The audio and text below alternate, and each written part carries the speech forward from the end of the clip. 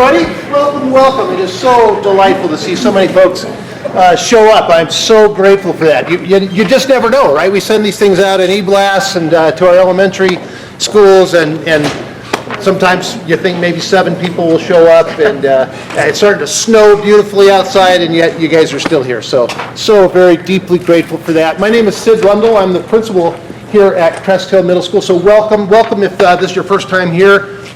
Super excited to have you here. Obviously, at Crest Hill, we, as you saw as you walked in, our mantra, our bone deep belief, our mission, our vision, pretty simple. We want to build sturdier human beings.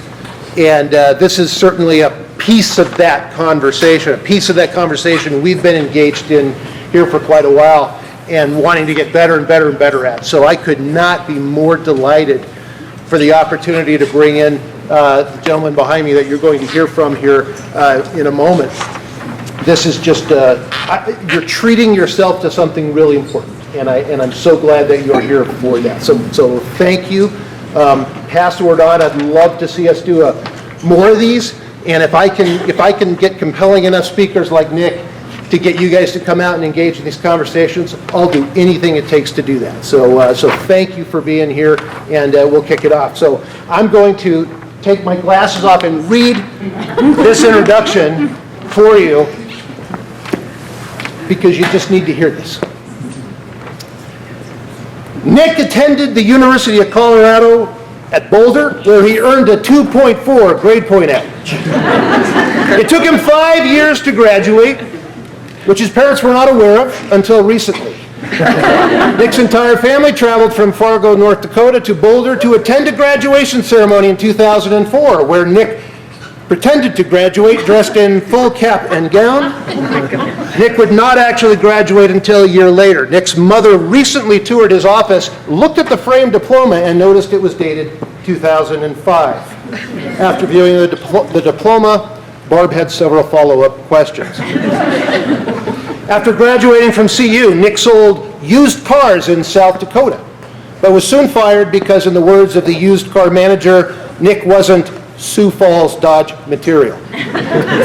Nick failed Psych 101, never earned an A in his major, and yet he thought it would be a good idea to pursue a graduate degree so he could become a psychotherapist. Due to his 2.4 grade point average, no program would take him. Nick flew to North Dakota to beg the chair of the social work program to accept him into their online program.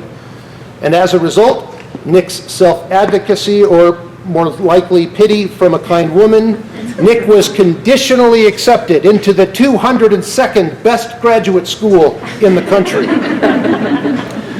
Nick struggles with several executive functions, namely organization, sustaining effort, working memory.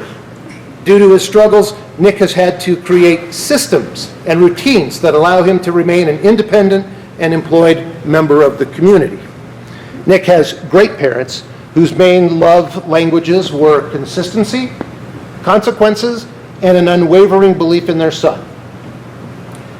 Nick has a private practice in Boulder, Colorado, and he enjoys giving presentations to school staff, middle and high school students. By the way, he just spoke to our entire staff here prior to this meeting, this evening, and to parents. Nick has been working with youth and their families for over 12 years in a variety of settings, including middle and high schools, private practice, residential treatment facilities, and detention centers. Thank you so much for being here. Please enjoy and give a hand to Nick Thompson.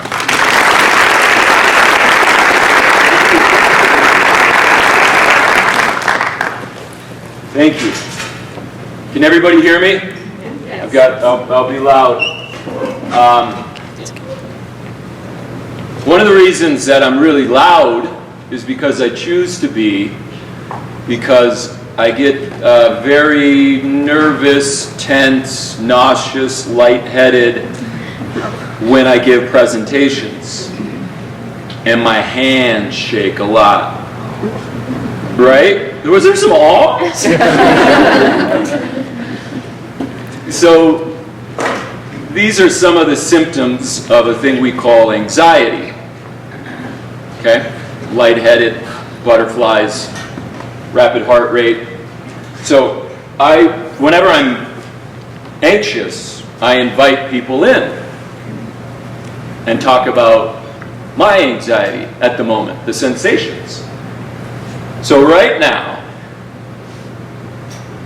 a little lightheaded, a little rubbery in the legs. Again, they're doing that. Little constriction here. Heart rate's up. And I'm pitting out a little bit. Okay. So, what we know with our young people and just people in general, one of the best interventions with anxiety is to introduce them to the symptoms and explain each one of them. There's a good reason for everything that I just described. A good reason in 99.9% of our history. 99.9% of pre-human and human existence has been in a hunter-gatherer role. Think caveman, cavewoman, ancestors. Now, why would it make sense that as I stand in front of this group of people, you're all facing me, by the way. Do I have anybody by me? No. So there's this primal part of me that I inherited from my ancestors. You heard of the fight, flight, or freeze? So that's the part of me that's activated right now. Why would it make sense that I begin to sweat right now? Think caveman. Anybody have an idea? Adrenaline? Yep. Cortisol?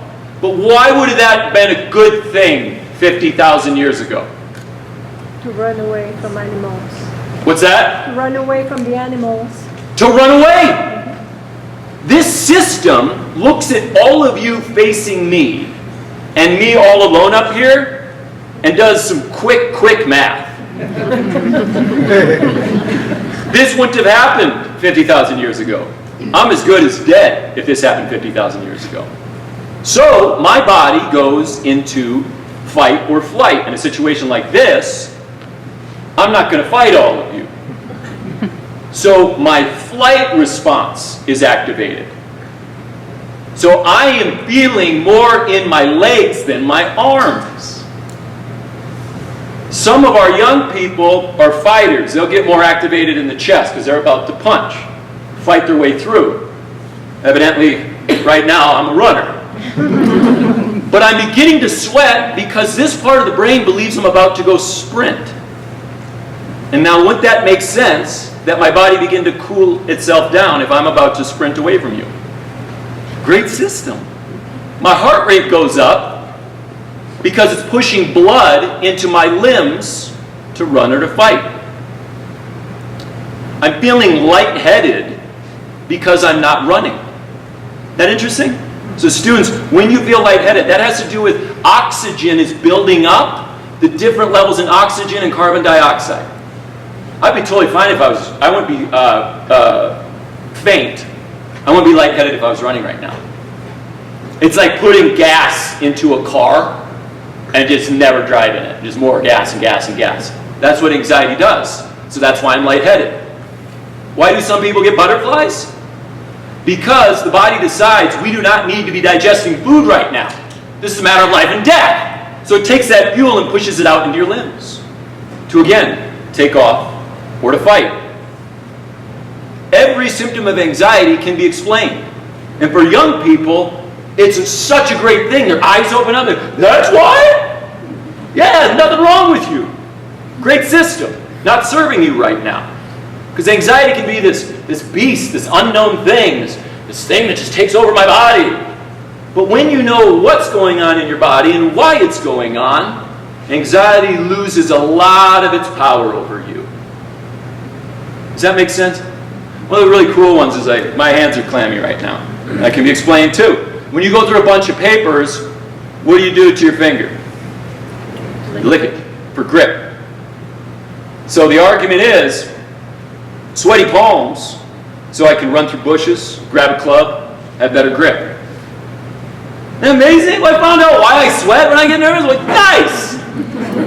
Nothing wrong with me. It's just not helpful right now. So in your own life, in your student's life, please introduce them to the symptoms. The physical symptoms of anxiety, now people push against this, so how do I say this? The actual physical sensations of anxiety aren't really that bad. We make them bad by our relationship to them. Anxiety is not the issue. Your anxiety about your anxiety is the issue. It's not the fear, it's the fear of the fear. Excitement looks almost identical in the body as anxiety. What happens when I get excited? My heart rate goes up a little bit. Get a little sweaty, get a little tense, maybe feel little butterflies. It's the same thing.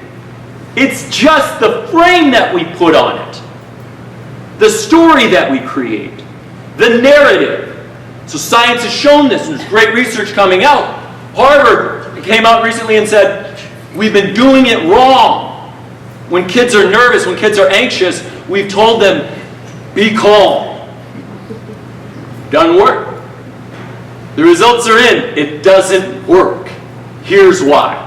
Anxiety is a high arousal negative state. Calm is a low arousal positive state. You can't get there. And additionally, it would be counterproductive. If I'm giving a presentation to you right now and I went into a deep state of calm, that wouldn't be good either.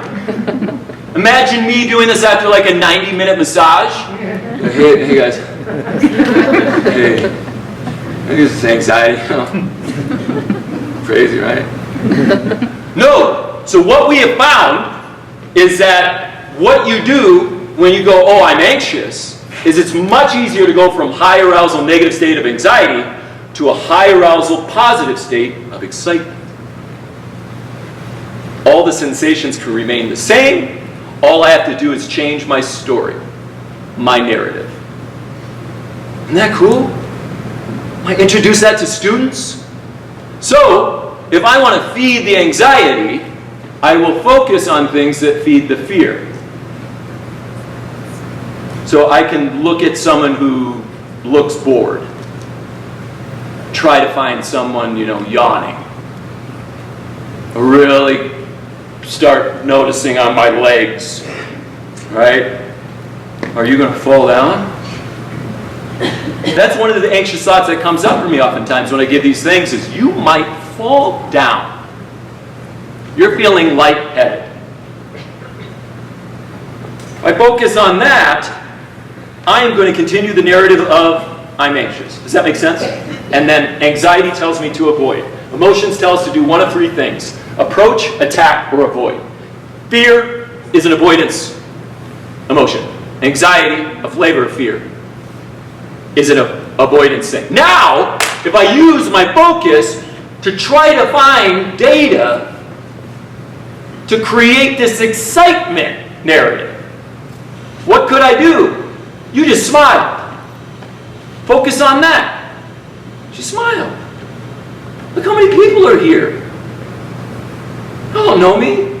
Snowing outside? You got stuff. You're here. That's amazing. I can feel the switch. It's turning into excitement. You look like you're interested. You may be acting, but the excitement narrative is that you are interested.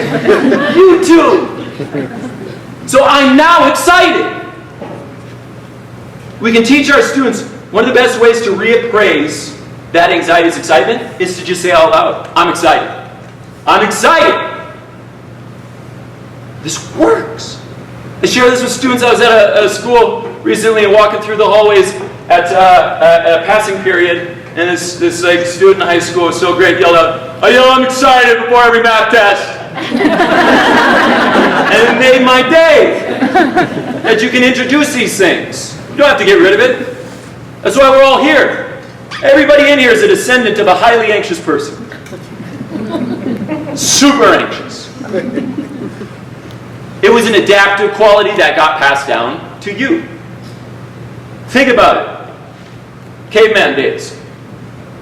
Super chilled out Cali bro caveman. Like he's walking along and there's a rustle in the bushes. He's like, it's nothing, man, probably nothing. It was a saber-toothed tiger. And it attacked the guy and he died. His DNA doesn't get passed on. The caveman who was walking like this, what was that? What was that? What was that? Did you hear that? That's your great. That's why we're here. The person who woke up in the cave in the middle of the night and was like, baby, I don't think we have enough food. That person lived. The person who woke up was like, I think we should be good. Cutting it close, but maybe a mild winter. They died. That's why we're here, so we get to appreciate it too. We start talking about anxiety in a very strange way. All negative, all encompassing, identifying. Hello, I'm anxious. When students tell me that, I go, I'm Nick. We over-identify with it. I might not get to this slideshow. The way we talk about anxiety and other emotions, we went too far. Just talking about this. So pendulums usually swing. Parenting styles, attitude towards things, swing. So the pendulum swing, my grandfather couldn't share with his best friend that he was depressed. That's not good. Pendulum swing to 2019, almost 2020, we're having people whose primary or secondary identity is a disorder. I'm seeing this more and more and more in schools. I'm depressed Dan. I'm anxious Andy. We went too far, and I'll explain why this isn't good. Because in adolescence, there's nothing more important than membership, belonging to a peer group. It's number one. It's the most important thing. So, people are creating an identity around a disorder because it's working. It's working to connect them with their peer group. Oh, you're anxious too? Me too. First thing that I talk about is my disorder. Now, if you and I connect, because our primary identities is a disorder, guess what I can't do? I can't get better. Because membership is that important. That young people will choose that membership over getting better. Does that make sense? So the sweet spot is, hey, I'm Nick, and I'm into art, and I like drawing and photography. I got a dog named Butch. Oh, you have a dog too? You like drawing? Woo! Get to know each other. And man, I want to let you know, like, sometimes I get really depressed. That's the sweet spot. I had a young man come into my office for the first time recently. He was like in the waiting room, like laying on the couch like this. He plopped up. The hair came down his face, and he's like, shook the hand, and came into my office, flopped onto the couch, and let out this like, ugh. And my first thing I said was, let me guess, you're depressed. He's like, I used it to provoke in a way where I get to go, dude, you're just screaming depression. Well, what do you mean? Well, for one, bro, your Vans have rainy clouds on them. And it actually says sad boy.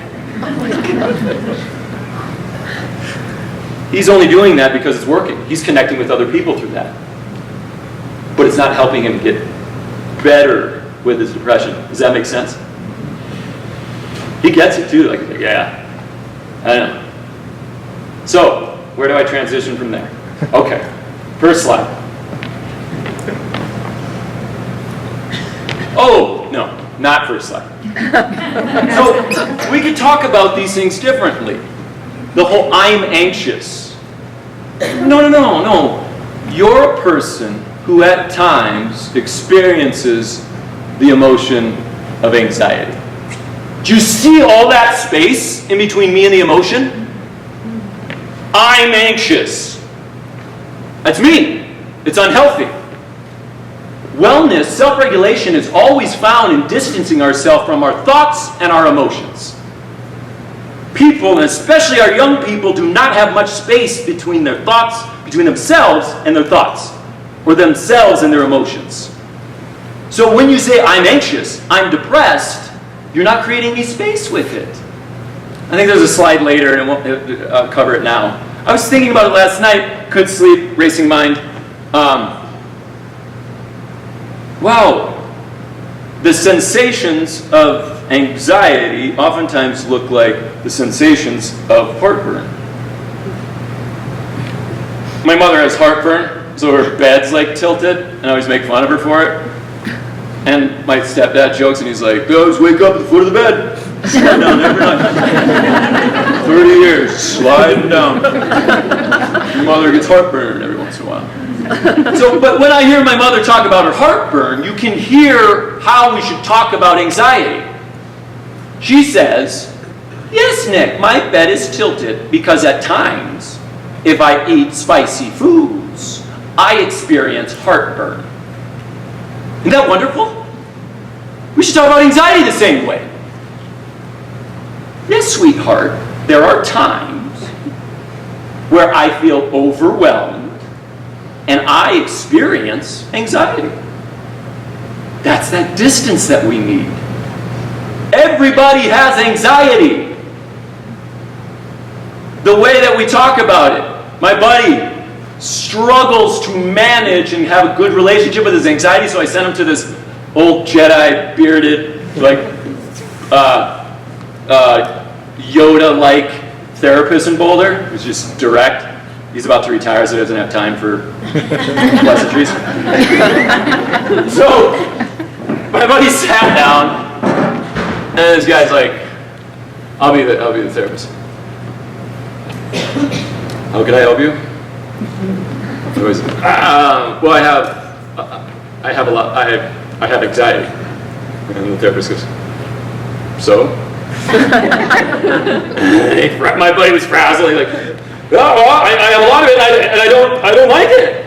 And then Bruce goes, okay, so other than not liking the sensations of anxiety, what's the issue? 90 seconds, he got that message across. Now, many people don't like that message, but my buddy could have handled it. But we can talk differently about anxiety. And it's very important that we do, and all other emotions. It's become a blanket term for so many different things. And I have a slide where I don't even, in my office, when somebody says anxious, that's the beginning of the conversation. I go, what do you mean by that? What do you mean? What do you mean by anxious? Like what kind? So I have this list of like 20 or 30 words that used to describe anxiety. I think 20 years ago, we were better at describing anxiety because we had 30 words for it. Does that make sense? You were nauseous, you were overwhelmed, you were apprehensive, you were freaked out, you were scared, you were jumpy. There's all these words that are different. But we say, I'm just anxious. We go, okay. And it usually follows like, I can't do something because I'm anxious. Well, if I'm not, so beforehand, I was anxious, but I was feeling lightheaded, and then I go, oh, I'm going to eat one of the little Pro-Bar things. That usually helps a little bit with my lightheadedness. Do you see how that's a different intervention than if I just said, I'm anxious? Bouncing around a lot, I apologize. Some people have said that I have ADHD. Oh, can I talk about ADHD for a second? I love this. Okay, there's something. Who in here has heard of the hunter-farmer theory? It's one of my favorite theories. Yeah, the hunter-farmer theory. What's that? Earlier today. Earlier today. Both. You gained a both. Thank you. Okay, get this. So every teacher, everybody ever said, like, that dude's got ADHD. Do something about it, Barb. But there's this thing called the hunter-farmer theory, and it's got a lot of backing. The hunter-farmer theory says this. If such a large percentage of the population has this thing called a disorder, maybe it's not a disorder. Maybe it's just a different type of wiring. A different type of person. I have a character, quality thing. So here goes, back to that 99.9% of pre-human and human existence has been in a hunter-gatherer role. I'm a hunter. I know I am. What would make a good hunter 50,000 years ago? Let's think about the skills needed. A hunter has the gift of distractibility. That fan buzzing in the back is so much louder in my ears than most of yours. Now, why would that be a good thing 50,000 years ago? Distractibility, the gift of distractibility. What's that? The awareness. Things were super sketchy, perilous. So if I heard the twig break, I saved the tribe. Now the kid hears the twig break, and he's disruptive in class. You guys hear that? Can you please come back? You guys hear that light buzzing? Nobody else is hearing the light buzz. Just me. Can we do something about that buzzing light? So hunters, I have a sensitivity to my surrounding environment. My senses are amplified. It's great when you're a hunter. Because you can notice that bison approaching from behind. Well, everybody else doesn't. I have the ability to be hyper-focused, intense focus, for periods of time when I'm really into something. It's a gift. I had to discipline the gift. I was trying to create this logo recently, and there's this program called Canva, and after work, at like 10:30 p.m., I was like, I'll just check out this program, see what it is, and go to bed.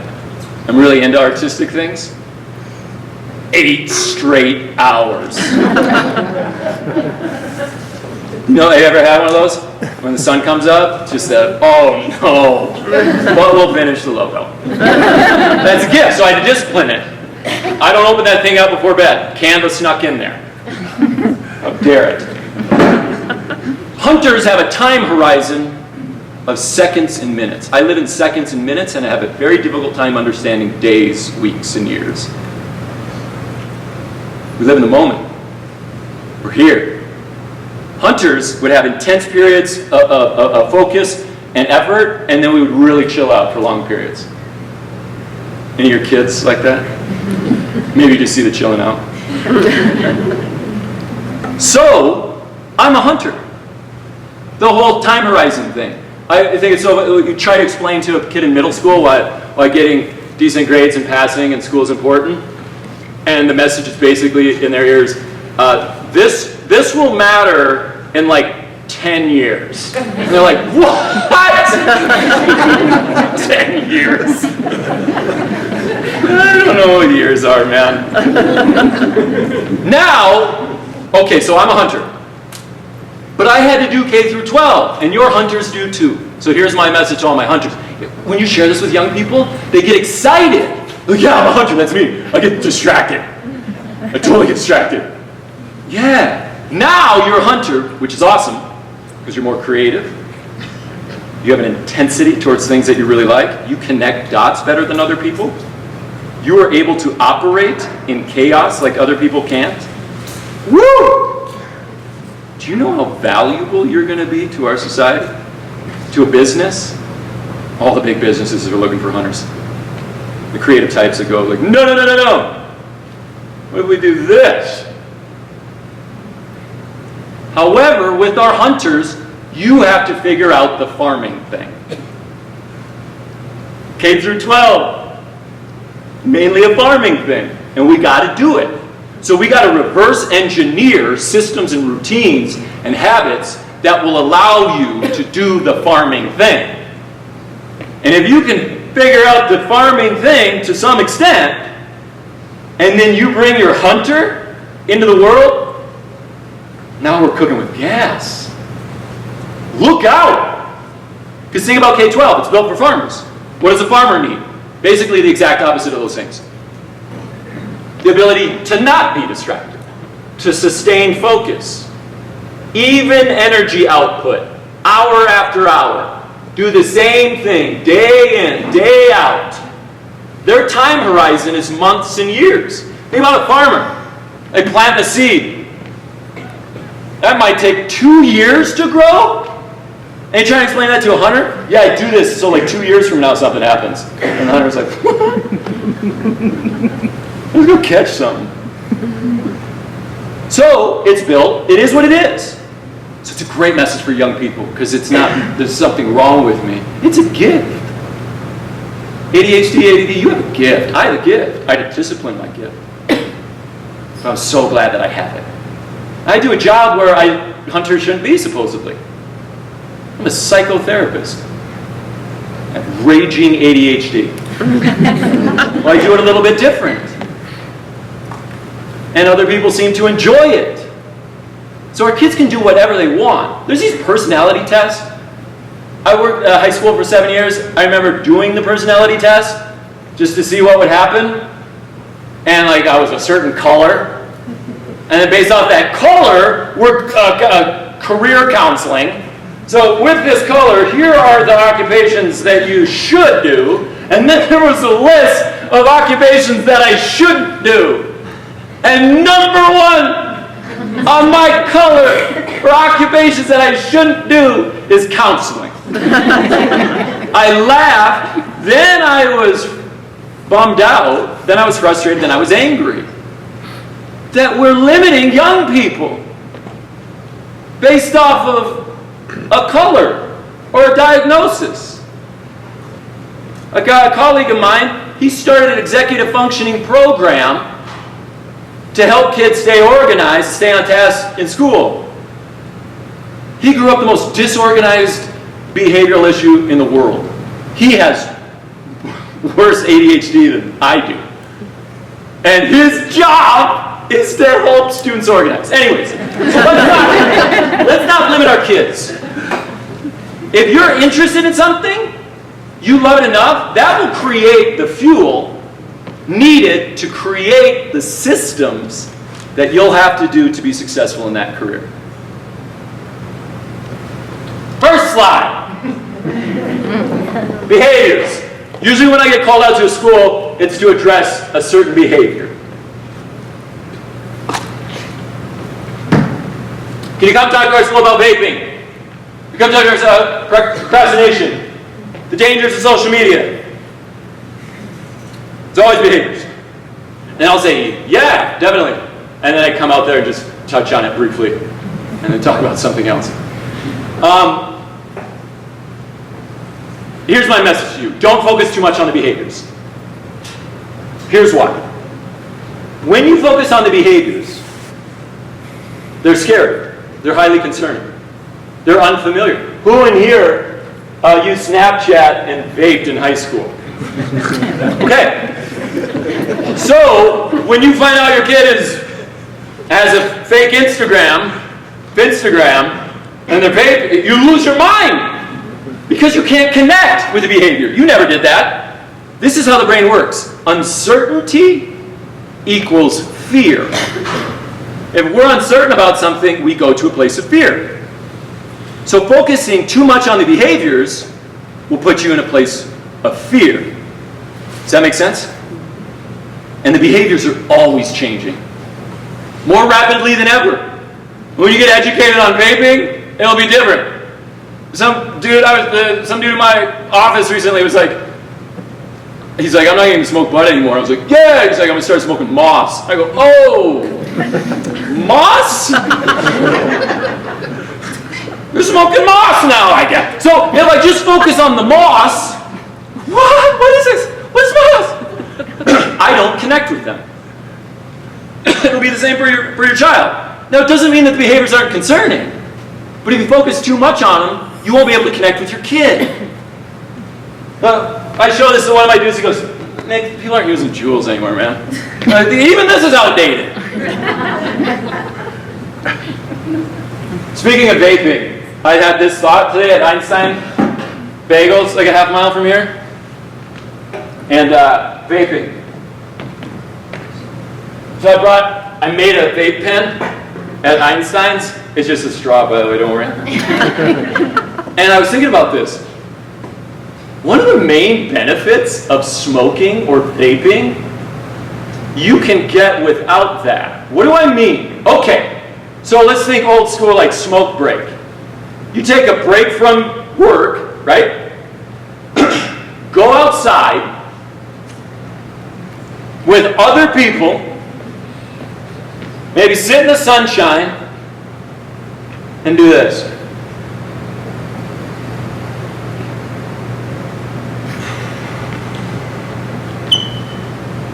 It's a deep breath! Watch how adults breathe throughout their day. Through our chest. Not through the belly like we're supposed to. Deep. Watch a baby breathe. They know how to breathe. We don't. So think about this. So much of the benefit of the vaping and the cigarette is the socialization, the break, the movement, the sun, vitamin D, socialization, and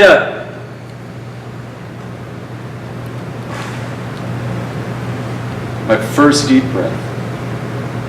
Deep breaths activate the parasympathetic nervous system, which calms us down.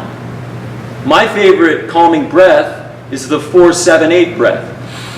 You inhale for 4, hold for 7, and exhale forcibly out of your mouth for a count of 8. So I watch people vape. It looks a lot like a 4-7-8 breath. When I share that with students, they're like, Nick, you need to get a life, dude.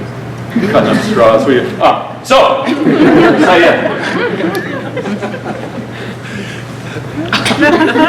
And so I brought these for you. For afterwards. Each one makes, I think, 3 to 4 healthy vape pens for your family. They're from Einstein, so they're kind of turquoise and cool. The poor girl at Einstein, I was like, could I use your scissor?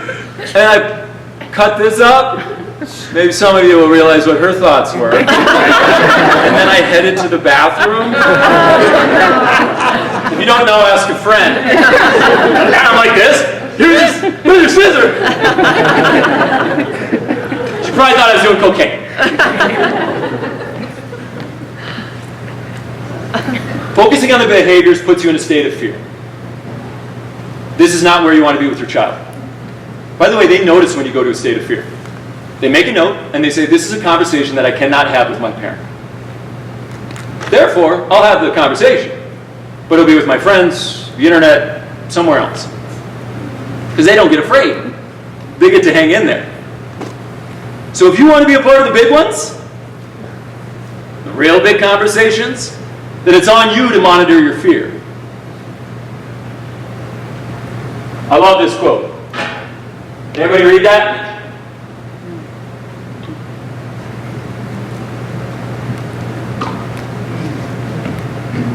It's just going to keep escalating. All these emails go out, like these articles, how to talk to your kids about the dangers of vaping. How to talk to your kids about the dangers of marijuana. And it's always this, and it's like, get rid of them. There should be one article. How to talk to your kids. In fact, that should be changed to how to listen to your kid. How to talk to your kids about the dangers of vaping, just print off the dangers. Check it out. It's about connection. We cannot have an influence on behavior until we connect. My mother used to, I would chew tobacco, and I put my hands under the pillowcase, there'd be a crinkle, and it'd be this informative guide about the dangers of smokeless tobacco. And she'd find my chew and sprinkle it in the garbage. That was like her chew. That was so funny. Mom, what'd you do? That's mint. It makes the garbage smell good.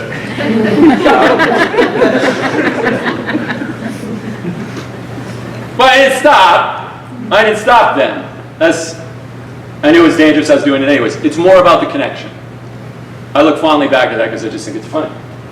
So parents oftentimes go to a place of fear, anxiety, when there's a concerning behavior or a concerning emotion in their child. That's just adding gas to the fire in a negative way. Remember that thing about anxiety isn't the issue, it's the anxiety about the anxiety? Let's take this next level. So, student experiences anxiety, finds that highly uncomfortable, becomes anxious about their anxiety. So they come home to their parent and they say, I want you to know that I'm anxious about having anxiety. And now you're anxious about my anxiety. That's a vicious cycle. And that's so often what we do with our students. They come to us with a concern about a concern. So what do we provide? Our concern. That'll help. Concern comes from a place of love, right? You're all here because you love your kids. However, we're looking for connection with our love, not fear. Uncertainty equals anxiety. Fear equals disconnection. I had a mom once come up to me because one of their kids, her son, attended something that I did on anxiety, and he went there because he said he had anxiety. And she came up, she goes, I heard the news earlier. Is it true? Does he have anxiety? And I said, yeah, you too, me. Yeah, we all got it. Right? That's one of the ways that we cannot go to a place of fear about our kids' anxiety or whatever ever uncomfortable emotional experience they're having. Calm is contagious. What our kids need from us more often than not is not our lecture, not our concern, not our guidance, not our advice, but it's our calm. Calm is contagious. Human beings co-regulate in ways that we don't even fully understand. But what we know is if you come into a room with me, dysregulated, in a state of dysregulation, anxiety, overwhelmed, freaked out, whatever, embarrassed, and you just sit next to me, and I'm in a state of calm, my breathing is calm, my heart rate is calm, he'll become more calm immediately. We're so focused on what to say and what to do, how to fix the future. What they need is our calm. And you can't fake the calm. That's the other thing. You can't. There's these mirror neurons going on that we're not even aware of, and we're communicating. They know it's a fake smile? Okay, yeah, no, yeah, that's fine. They know. So we must remain calm. In adolescence especially, life is so uncertain, right?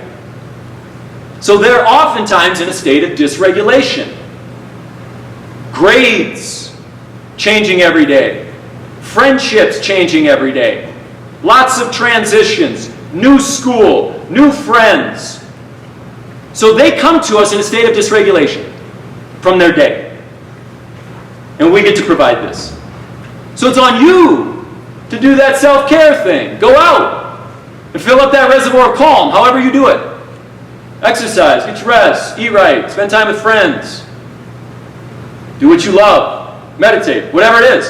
This is the most important thing that we provide for our kids. As a therapist, it is my job to sit there and break off a little piece of my calm for them. So how do I do that? I gotta get my rest, I gotta exercise before I see them, I gotta eat right, so I can share a bit of my calm. Woo, you need more than usual. We're so focused, because we're so fancy as human beings, saying the right thing. When they're in a state of dysregulation, they're not even really picking up on what you're saying. They're in a different part of their brain that isn't processing the words. So think this. When you're concerned about a behavior, go to this. WTF. What's the function? What's the function of the behavior? All behavior is communication. I'll repeat that. All behavior is communication. What is your child communicating to you, to others, to their peers, to the world with their behavior? This is how you can remain calm. Because again, the behaviors are going to escalate, they're new, you don't know them, go to a place of fear. Now, if you connect with the message, with the communication, you won't go to a place of fear. I guarantee you. Focus on the message, not on the medium. The medium is the behavior. And this is where we live. Schools, parents alike. He's vaping! Right? What's being communicated here? Because here's the deal. The messages never change. Generation after generation.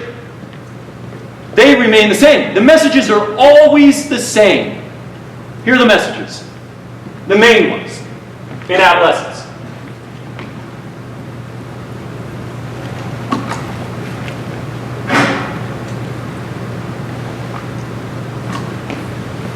Is there one on top of that?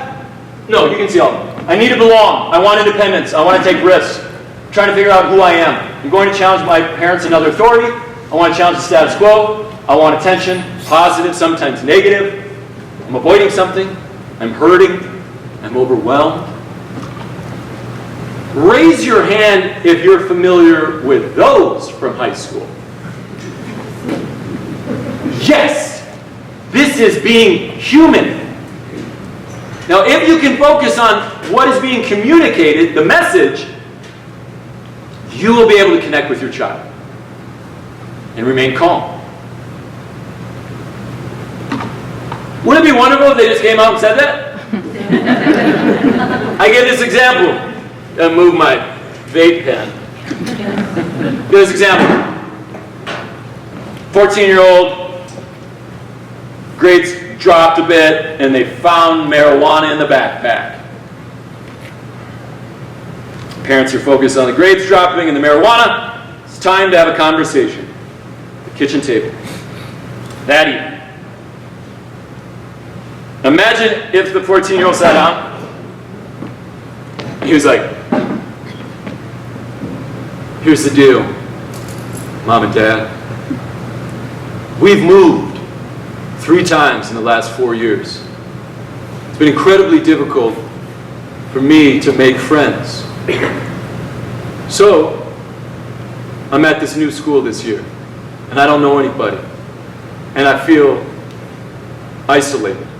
I feel out of place. I feel like I don't have any value. So there was a group of guys who invited me to go to lunch with them. And what these guys do during their lunch break is eat Taco John's and smoke bowls of marijuana. Now, Mom, I want you to know that this behavior does not match up with who I am. But Mom, Dad, remember, membership is so important in adolescence that currently I am choosing membership over morality. I hope you can understand. I hope you can forgive. You would cry, break down, and hug that kid. But you're probably not going to get that. So you have to be the detective. You have to look for it. There's a reason why they do it, and you know that reason. Now that doesn't mean you don't consequence. Sometimes when I say this, there'll be a dad usually stands up and goes, so you let them do whatever they want? Wait, no. You can connect, build empathy, have that rapport, and still consequence. Our kids need consequences. They need that structure. Now, not an emotional reactive discipline, right? Like you made me feel something, so give me those keys and that phone. You never live in this house. That's not appropriate consequences. That's about you. That's about you getting your needs met. You made me feel something that I don't ever want to feel again. So I am going to restrict you. I'm going to confine you to make sure I don't feel that again. That's not good parenting. Good parenting is filled with consequences, but it's in service of them. It is not about your emotional state. You're trying to raise useful, caring, compassionate, curious young people. Part of that is consequences. And you got to be consistent in them. Absolutely. So all of this doesn't mean don't consequence kids, consequences. But it's agreed upon. You shared what the consequence is going to be. And it's not about you. And you go like, oh, the thing happens, and now we do the consequence. And they're like, no, you're like, yeah, but I love you, so I'm consistent. That's my love language. Consistency. I'm going to follow through because I love you. And they can tell it's not about you in that moment.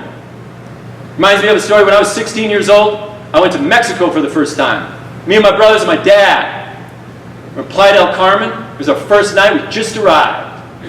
We're at that main street, whatever that is. And there was like this bar with swinging chairs, and I was there. My brothers were there, and they're all older than me. My dad left early because he goes to bed early.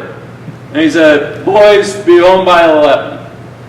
When my dad said be home by 11, you're home, like the door is shut. Your bedroom door is shut by 11. So it was about 10:30 or whatever, and my brother's like, we're going to head back. And I had just met Coley Sanders, who was this girl from South Carolina. And right when my brother's about to leave, she goes, do you want to go to Cancun? I'm like, when? Tonight? Yeah, I do. Yeah, I do want to go to Cancun. So I let my brothers know, you go on without me. But my brother Alex said, it's your funeral. And they walked away. So I went to Cancun. Time of my life. Coco Bongo, there's bubbles coming down. Snuck a Corona, dancing. I'm from a small town in the Dakotas. And it was amazing. Got a kiss on the cheek at the end of the night. Amazing night. I got home, not home, but back to where we were staying, around like 5:30 a.m. And my dad was sitting in a chair at the front door of where we were staying, and he had my luggage next to him. And he said, you're leaving in a few hours. And that was it. I knew I was going home. That was not a surprise. I was like, what? I was like, yeah. I'm supposed to be home by 11. I didn't make it 24 hours in Mexico. My tootsies didn't hit the same. I had the time of my life. So happy on that plane ride home. Can't wait to tell everybody about what happened. The Coco Bongo and the bubbles. But that's the way my dad showed up for me, and my mom and my stepdad. They were so consistent. Focusing on the message. Okay, how much time do I have? What time is it right now? I can't really read that. 6:57. 6:57, and when does this go till? 7:30. Okay. So why do I have an FBI thing up here? So one day when working with at a group home with really pissed off teenage boys, I felt like a lot of what I do feels like a hostage negotiation. Feels like kind of what I do for 8 hours a day. So I looked up the FBI's hostage protocol, and it's brilliant. It's all there. It's everything we need to be doing from the FBI. This is their protocol. This is you. do this. What's beautiful about this is sometimes I feel like I'm the granola, like, hippie boulder therapist spouting off psychobabble, and there's supposed to be like, all right, dude, chill out. I'm not sure if I believe you. It's the FBI! Leave them! So when someone's in a state of emotional dysregulation, distress, by the way, adolescents are wired to be more emotional. Emotion, to evoke motion. Number one goal of adolescence, leave the house. Evolution has hardwired them to be more emotional. Take more risks, meet somebody, have a kid. It used to be a super risky thing. That's why they're more emotional. Look at it. Where does it start? Active listening. It's all about that active listening. You cannot get to empathy until you listen actively. This is a buzzword. It's kind of annoying me now when people just say, I'm just an empathic person. No, you're not. What does that mean? It doesn't make sense. You can't just jump in at empathy. We just met, I have empathy. No! I don't know what's going on. I don't know about your experience. I haven't looked at the world through your windshield. That can only be possible with active listening. When I listen actively, I can see it from your point of view, understand you better, connect with the message, then I get to empathy. Empathy's great. Once you get to empathy, you can get to rapport. That's when, in a relationship, the other person also understands that you're connected. You're in a good zone. Connection. Only at rapport, parents, can you get to influence when someone is in a state of high emotion. Where do parents usually jump in this process? And if next week another tragedy happens, then you get invited to the party or whatever, just because the previous weekend you got to rapport doesn't mean you get to jump in and influence. You got to do it again. It's all there. So our kids need from us so often are calm and the ability to listen. Your parents say all the time, my kid won't talk to me. I'm not in the house, but an assumption I can make usually is they don't like the dynamics of what you call a conversation. It's one-sided. It's judgmental. It's fear-based. It's about you. It's look on the bright side. Whatever it is, because you're not listening. Our kids want to talk to their parents and other adults, but they need us to listen.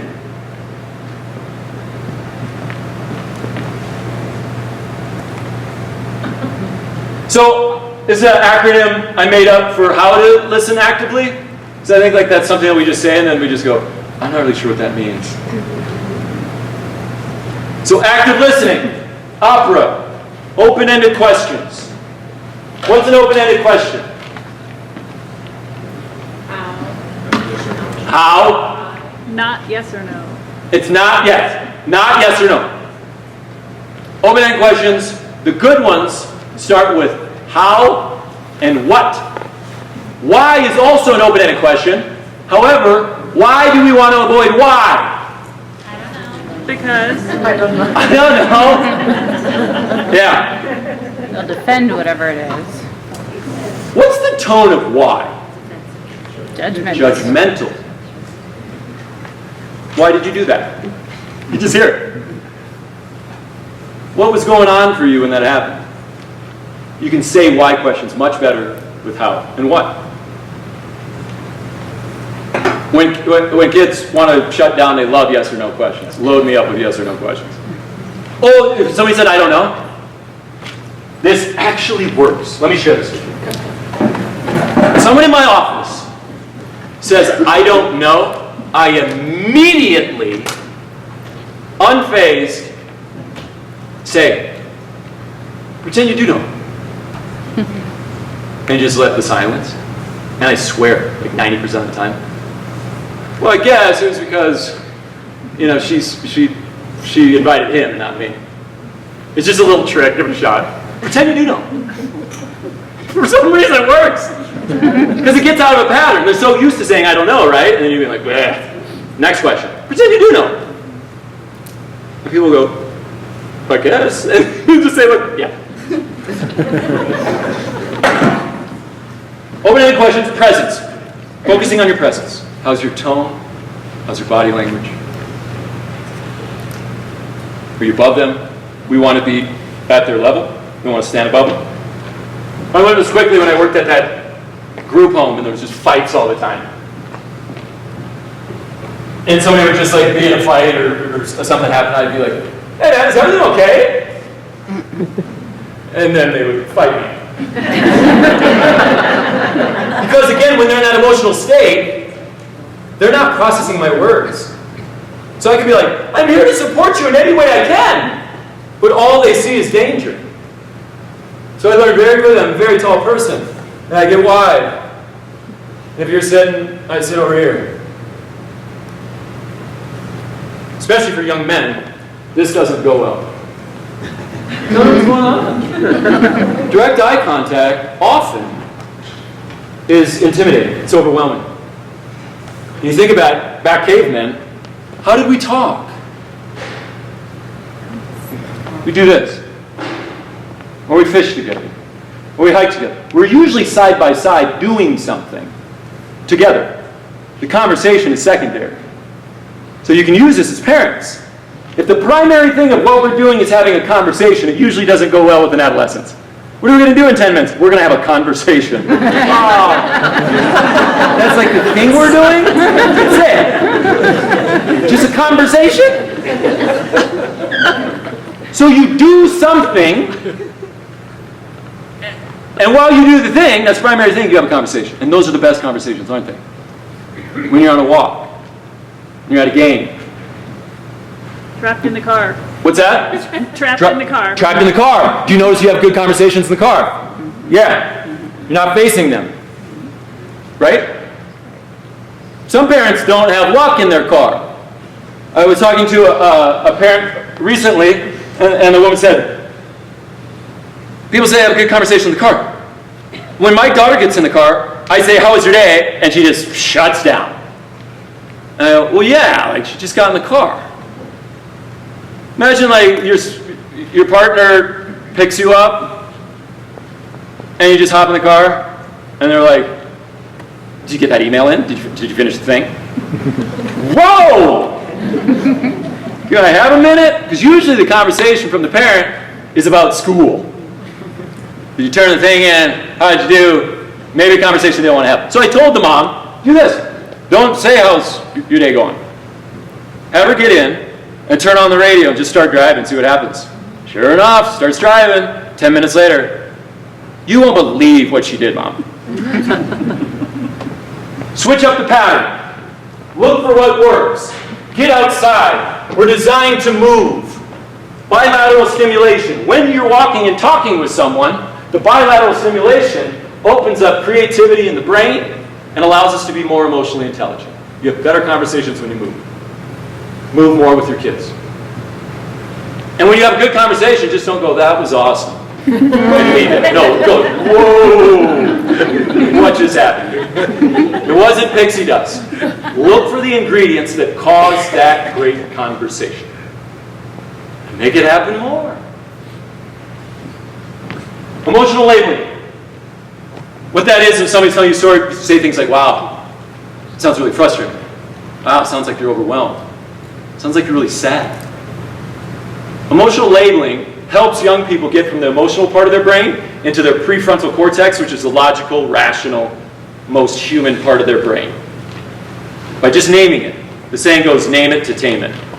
If you can name your emotion, you're much better able to regulate it. And the best part as a parent, if you get it wrong, it's even better sometimes. It sounds like you're really disappointed. No, I wasn't disappointed, I'm angry. See how great that was? They were listening to what you said, went, is it disappointment? No, it's actually anger. It's even better when you get it wrong. Reflection. It's reflecting back what you hear them say. Showing that you're listening. Helping them process it more. Putting it in your own words.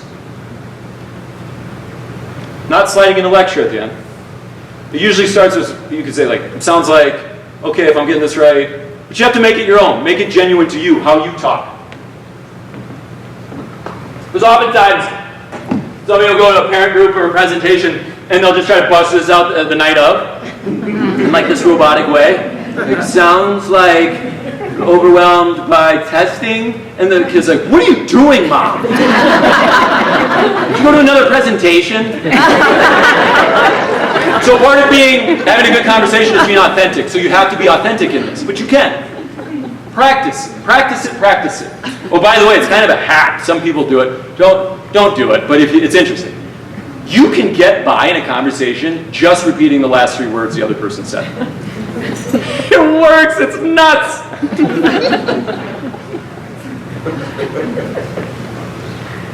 It starts tomorrow. Just last 3 words. And then I'll go, yeah. Anyways, don't do it. Listen to everything. Affirmations are like, wow, goodness, holy cow, jeez, I had no idea. If you do these things, you'll have great conversations. Your kids will want to talk to you through time. Now some people say, I tried it didn't work. All right, so they're used to a certain type of conversation. Patterns take a while to change, don't they? But if you hang in there, you can have a great conversation with your kid, or have a successful psychotherapy practice, just doing that.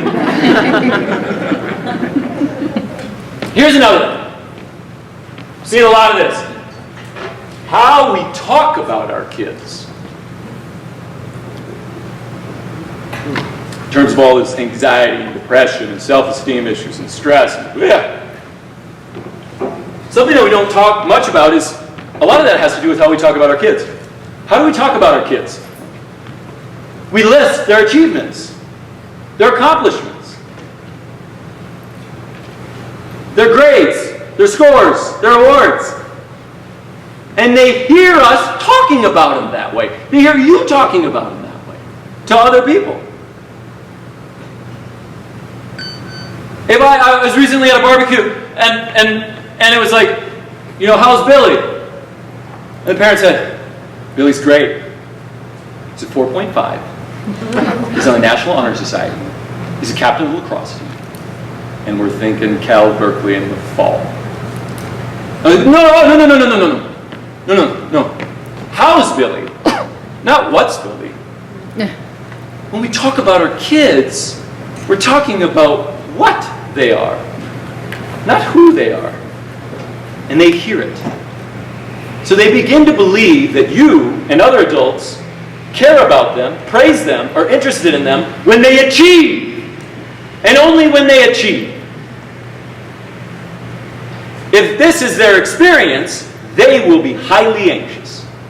Because when someone's self-worth is built up on outcomes, you will be anxious and or depressed. Just a fact. Because you have to then keep performing. Keep putting up a great product. You don't get to relax.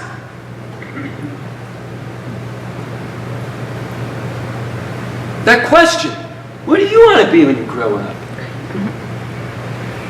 I want to be a veterinarian. 9-year-old girl, I want to be a veterinarian. Oh my God. Oh, you'd be such a great veterinarian. Oh, that'd be such a great job. It's such a great profession. It's wonderful. Sweetheart, did you hear? She wants to be a veterinarian. Oh, that would be great. She would be such a great veterinarian. My cousin's a veterinarian. He loves it. She's 9. How far is a 9-year-old away from becoming a veterinarian? So we celebrate it.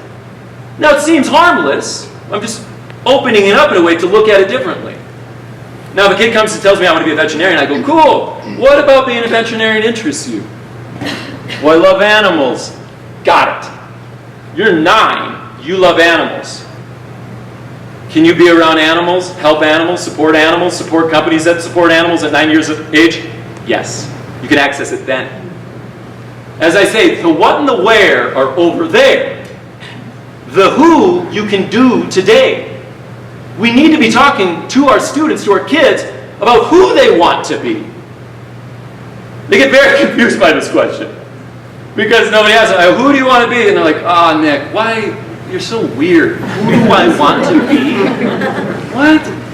But you say, what do you want to do when you grow up? Engineer! Who do you want to be? I don't understand the question. Who is way more important? Who do you want to be? Do you want to be more kind? Do you want to be more curious? Do you want to show more patience? Do you want to show more gratitude? Those are available today for our kids. But they're living in this destination of mattering to us way over there. Makes them anxious, makes them depressed, and what it does is allow them to be unhappy here. Because there's happiness. 12 years from now. Remember the hunter? You'll be happy in 12 years. Oh, no! Radically talk differently about your kids. It'll make other parents uncomfortable. That's okay. Growth is in the discomfort. I shared this at this high-achieving private school, and his dad took it to heart, and he went to his kids' parent-teacher conferences, and he printed off the 24 character strengths. Google that if you like, print it off. Just Google 24 character strengths. There's 24 main character strengths, and they're very important. And with his teachers, he slid over the list of 24 character strengths, and he asked each teacher his only thing. Didn't ask about grades. He said, which of these strengths do you see most in my son? And which of these strengths do you think my son needs to improve on? Of course, the teacher's head popped off. What? Talk about the grades. Character, it matters. It's a more important conversation. I like the humble brags going on.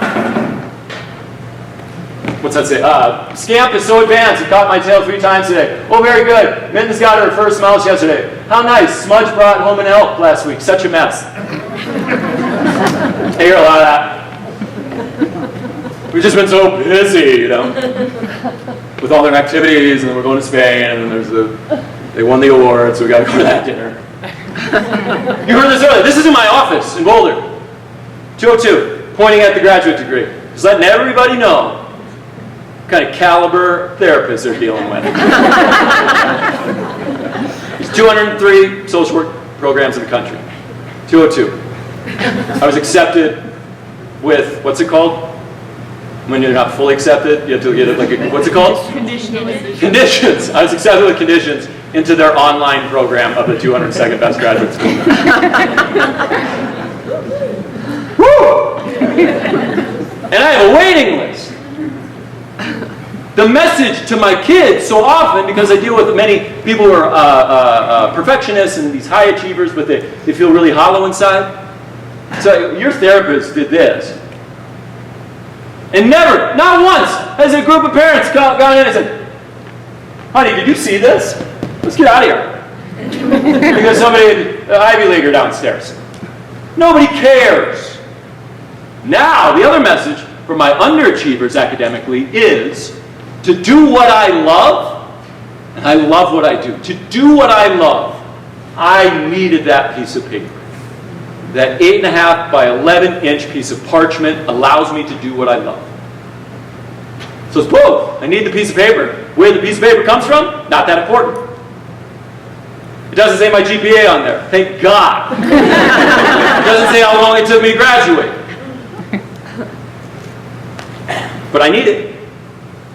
So it's a bit of both. In fact, the research is showing, if you're in that idea they need to make money to be happy and get into this career, this limited career to be successful equals wealth, whatever, it's not true. So students with similar test scores, whether they attend a highly selective school or a not selective college, there's no difference in adult income.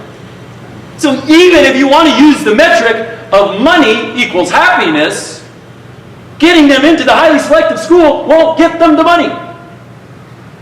And by the way, the money thing doesn't work. You need a certain amount, but it's less than you think. So even the research shows us that.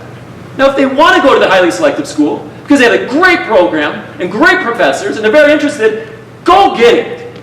But to select it because it's the most selective, no.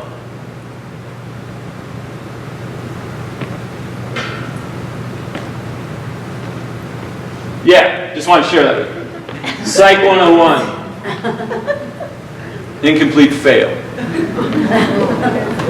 I failed general psych. Psychotherapist. I'm really trying to get that across. Look at that semester.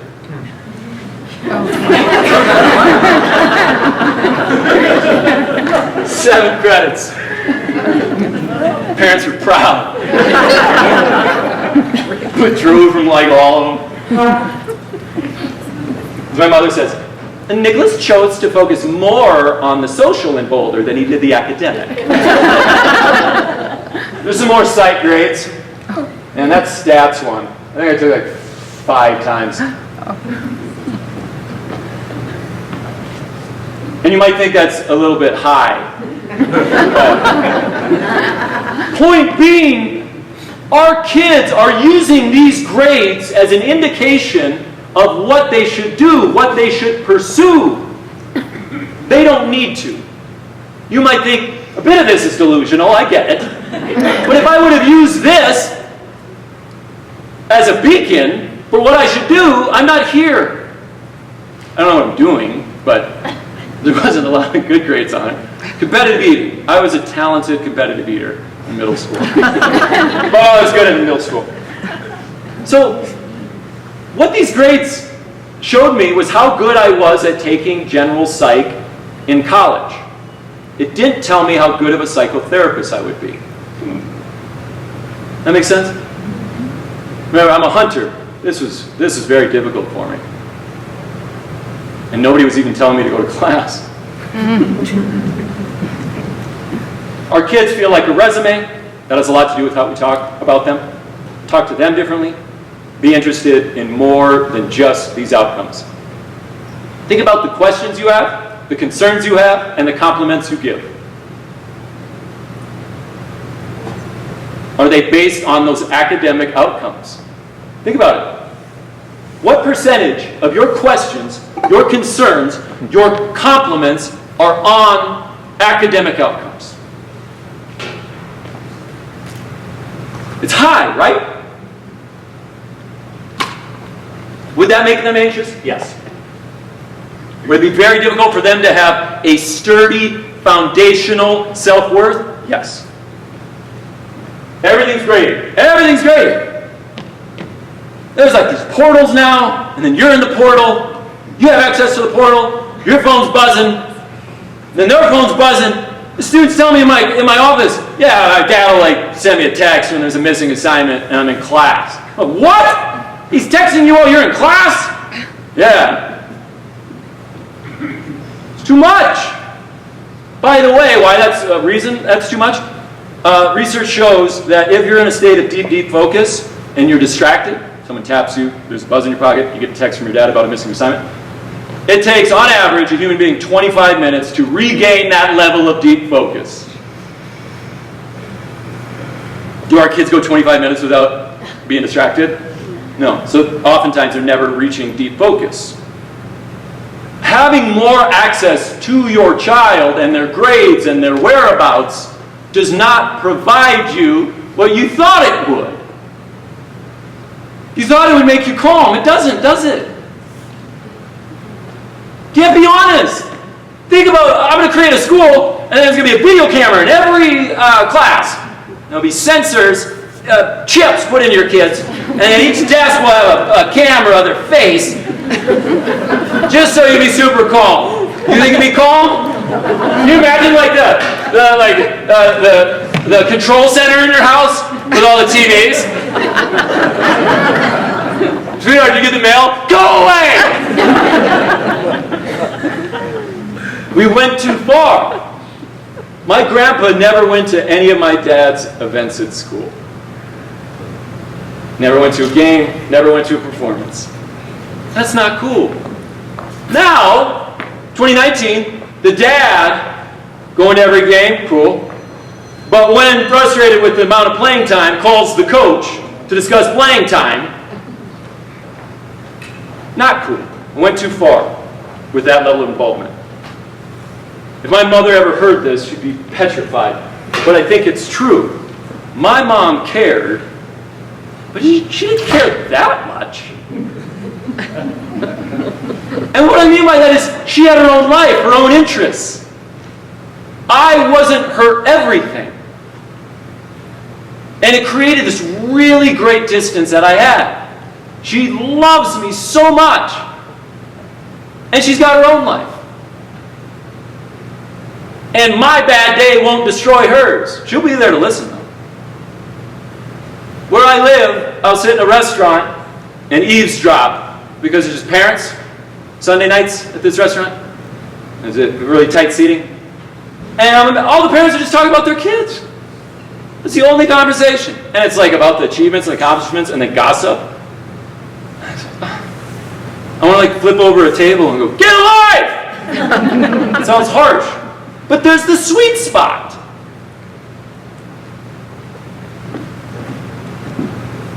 A lot of perfectionism comes from this. It's not good. Perfectionism creates a fear of failure, paralysis, focus too much on the results, highly critical of yourself and others, unrealistic standards. Oftentimes, how do they get those unrealistic standards? From us. I have a mantra with many of my students, my perfectionist students, good enough. I want to put that up in schools. Because it's always like, do your absolute best. Well, that's not really possible.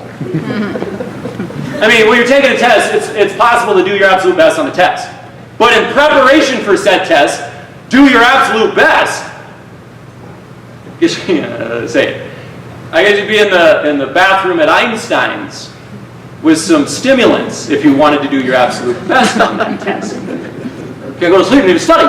That would be your absolute best. Moderation is a conversation that some of our students need to be having with us and themselves around these outcomes. Good enough. My brother has this great therapist. He lives in Manhattan. And he was talking to his therapist and talking about his partner. And he says, I kind of feel like we've been together for a really long time. And I believe I'm settling. And the therapist, like, was so cool. He goes, but maybe it's not settling. Maybe it's good enough. I was like, oh, that's such a good reframe. You could have done more, sweetheart. You're settling. Maybe it's good enough. Wellness, big part of wellness is being balanced. They can't be balanced if they're always giving their best to academics. What's that say? Oh, always do your best. Yeah, I'm gonna make a cartoon. And it's like good enough. This kid like walking. Okay, this is interesting. I think to me. So a student that I work with was able to. I do a pie graph thing, and they show me where their self-worth is. Why do they matter? What is their self-esteem built upon? These different labels, these different identities that we have. That's how we build self-worth. Why do I matter? And you can't see the orange part, which says student. Look at this. And by the way, musician is also through the school and graded. First chair, second chair. What percentage of that kid is being graded all the time? And people in her life can access her grades any minute they want from their phone. So they can access her self-worth. This doesn't go well. It's out of balance. The parent of the child was nice enough to do their self-worth.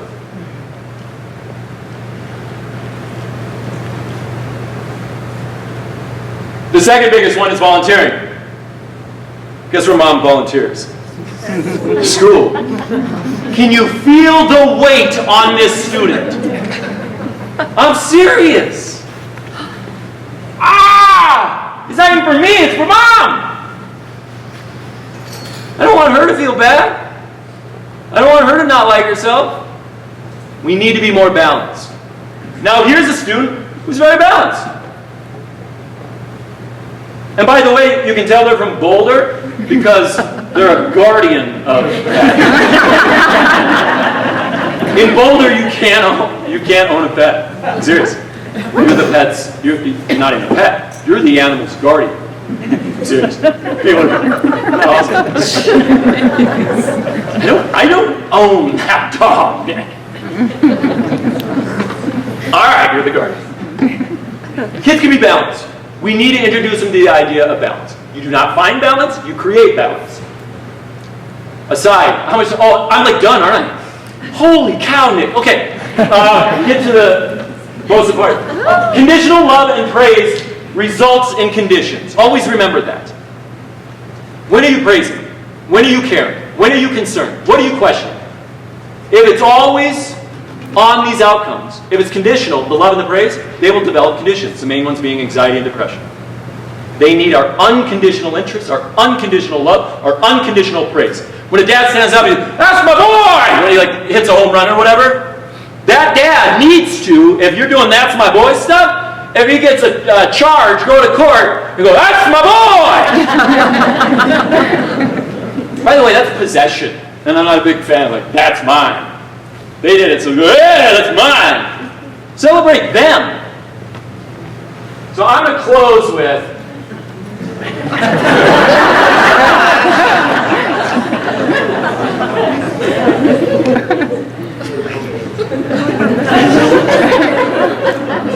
what can we do? Praise the process. Praise their process. Praise their effort. Praise their preparation. Praise how they get there. When a kid says, I got 100% on a test, I say, cool, how'd you do that? Are you just really good at math? Or did you have to study more? No, I'm not actually that good at math. But like, instead of going out on Sunday, I stay home and study. Confetti cannon! Yeah! Because that's effort. Praise the effort. I actually have a confetti cannon in my office. It's awesome. Compliment character. When you see character in your kids, compliment it. The beauty of that is you can't go to Infinite Campus and see their grade in curiosity, in compassion. Because we tell kids they're smart, and then we have the system that grades what they think is smart, and then they have an identity crisis. They told me I was smart, I gotta see what's up. 24 character strengths, look for those. The 7 that are most important for academic outcomes, if you really want to focus on those academic outcomes, these things are the most important thing for those academic outcomes. Social intelligence, curiosity, gratitude, self-control, optimism, zest. I don't say zest because I don't hear young people say zest. I say enthusiasm. I don't say grit because I don't hear young people say grit. But I do hear adults use grit, and it's usually in a negative way about kids not having it. These kids just need some grit! Modeling. Children have never been very good at listening to their elders, but they have never failed to imitate them. Correct. It's about your life. It's about how you're living. And by the way, the bigger the distance between your life and your lecture, it's called hypocrisy. They can't stand it. These are our kids. Wonder why they don't have any grit.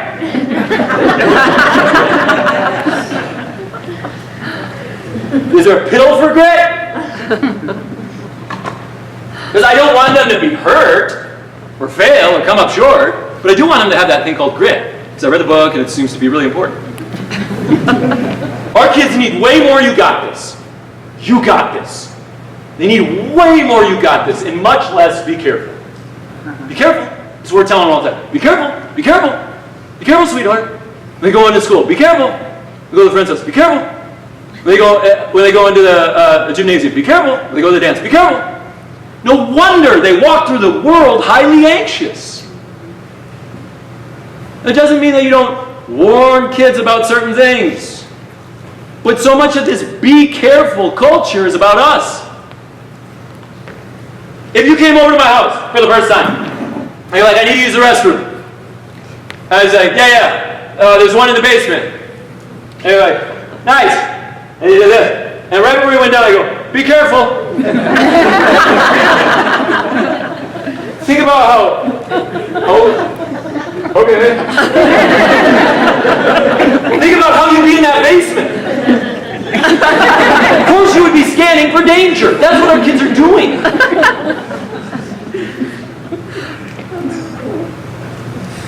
I'm workshopping this. I promise I'll be done in a couple minutes. Okay, I'm workshopping this. Adolescence is kind of like this intense zip line experience, right? onset of puberty, woo! Terrifying, exciting, or whatever. Imagine the first time you go ziplining, your ziplining guide is freaked out. You're in there, never been up there, and the guy's like, woo! We're really out here. This is really high. This is really high. And this whole thing just supported by trees. Okay, just trees. Okay, great. Can I check your buckle again? Can I check your buckle, please? I know we did it 3 times. Can we do it again? You sure you want to do this? That's how kids are going into adolescence. We need to be positive about it. We don't need to tell them it's awful. Be careful, be careful, be careful. Our kids are safe, but they are not sound. And one of the main reasons is because we don't allow them to build self-efficacy. We've been so focused on their self-esteem, telling them they're amazing, they're great, they're special. I like special, but if special is you're special and nobody isn't, that's not good. But it's not backed by anything. So, it's fragile, and it falls apart. What our kids need is self-efficacy. We know this is way more important than self-esteem. And there is no self-esteem without this. And this is what we're taking away from our kids. The belief in one's capabilities to organize and execute the courses of action required to manage prospective situations. Because we're doing it for them. We're removing the challenge. There's a lot of the bulldozer parent thing going on. I'll remove the discomfort, the challenge, the stressors for you. When you do that, you remove the growth opportunity. You remove their ability to develop self-efficacy. We think we're doing them a favor. We are not. It's an incredible disservice that many people, adults, teachers, parents, we're doing for these young people when they say, I'm uncomfortable here. And then we go, well, let's get rid of that. We're taking away this. This is the most important thing for them to be developing. 1969, explain these bad grades to the kid. There's a lot of that going on. The teacher, explain these bad grades. I'm almost there. I'm almost there. Brings up the topic of failure. Our kids need to fail. They need to. As my grandpa says, the deeper the plow cuts, the taller the tree grows. Growth mindset. We say it all the time. What is growth mindset? Need to fail, be on your edge, experience discomfort, to learn. But we like the term because I think it's called growth mindset. I wish it was called need to fail to grow mindset. Be something like, I don't like the sound of that. Our young people think success looks like this. We know it looks like that. Read any biography on anybody ever. This biography sucks. Born in the perfect family, kindergarten, killed it. Elementary school, high school, awesome. Captain of everything, homecoming king. College, Harvard, that was perfect. Met my soulmate in college. Ah! There is no story without conflict. The lobster lesson. This is a guy named Rabbi Tversky. I love this. A way of looking at failure, stress, discomfort. And we're almost there, I promise. There's something I want to tell you about the stress and how we have to look at stress. Okay? And I think it's an important thing because many people have told me from my lectures it's the one thing they remember. Okay? I was sitting in the dentist's office and looked at an article that said, how do lobsters grow? Well, I don't care how lobsters grow. But I was interested in it. And it points out that a lobster is a soft, mushy animal that lives inside of a rigid shell. That rigid shell does not expand. Well, how can the lobster grow?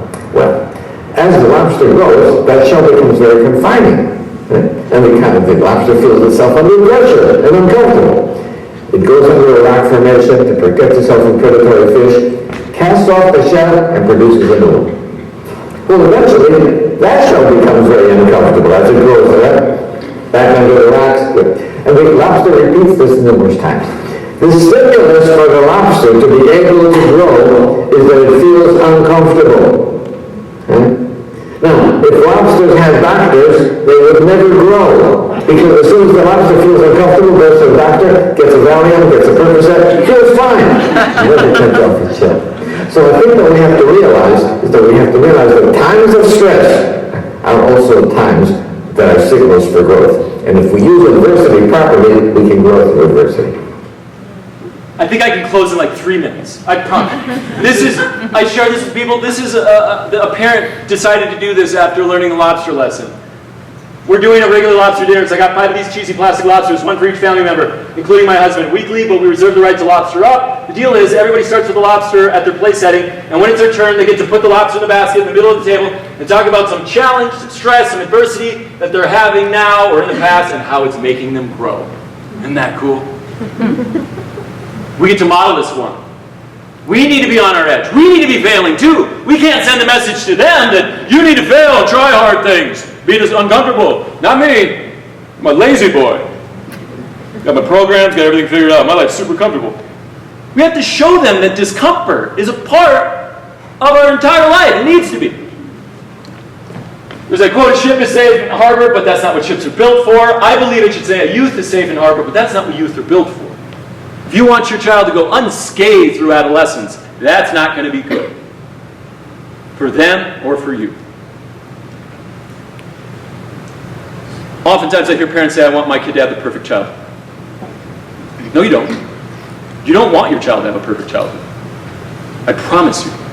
Because if we can agree that a part of life, a part of being human, is being rejected, is feeling embarrassed, being insecure, scared, overwhelmed, loss, grief, uncertainty. Can we agree that's a part of being a human being? Then our kids need to be experiencing it in adolescence. The sooner the better. When their brains are changing more and more and more, and you're there to support. When do you want them to experience that side of life? In college, after college? No. We want our kids to have the most of childhood.